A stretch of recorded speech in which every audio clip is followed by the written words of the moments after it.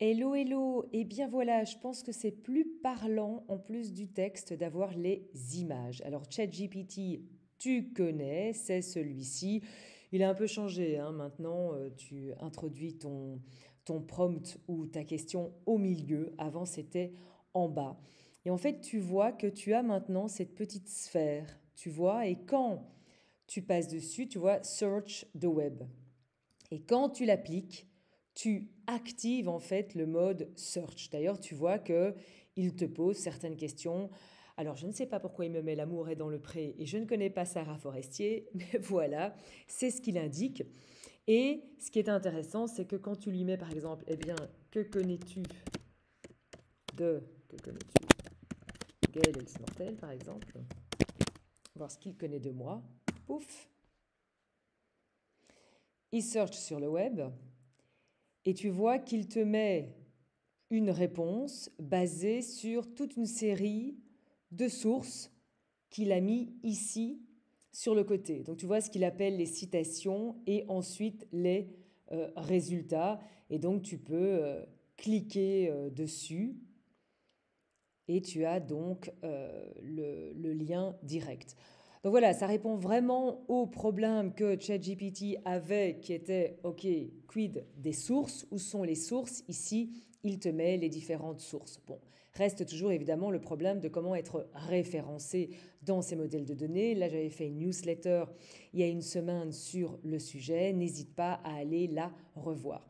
Moi, ce que je trouve décevant, en fait, c'est qu'il n'y a rien de nouveau. Pourquoi? Parce que si tu regardes Perplexity, c'est pas si facile à dire, Perplexity, existe déjà depuis pas mal de mois. J'imagine que le nom est parce que justement, le problème majeur de ChatGPT, c'était cette histoire de source. Perplexité, t'es perplexe, eh bien tu viens chez moi. Bon, ça c'est moi qui imagine. Je pense que ça doit être l'origine. Et ici, ça fonctionne de la même façon.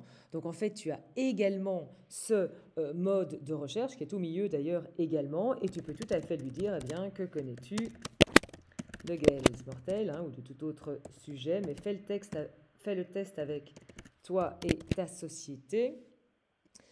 Tu vois que tu peux évidemment également attacher tes propres documents de sorte à ce que tu puisses l'interroger sur tes documents. C'est quelque chose de tout à fait possible aussi. Mais ici, il fait la même chose et il fait ça depuis le départ où tu as effectivement une réponse, voilà, avec toute une série de liens. Tu vois, il te met quelles sont les questions de Gaël, etc., etc.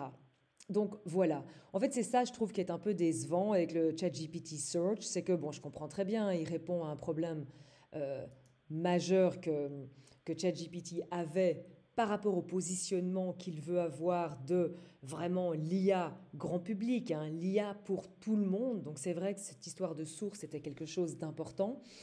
Mais il n'y a pas beaucoup d'innovation, que ce soit dans le look ou que ce soit vraiment dans les fonctionnalités.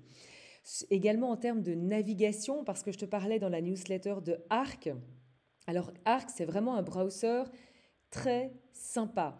Alors c'est un browser, donc c'est plutôt comme un Google, mais avec une interaction de l'IA qui est très forte. Je préfère d'ailleurs personnellement la version mobile. Je t'en conseille vraiment de downloader l'app sur le mobile parce qu'elle est vraiment très, très intéressante.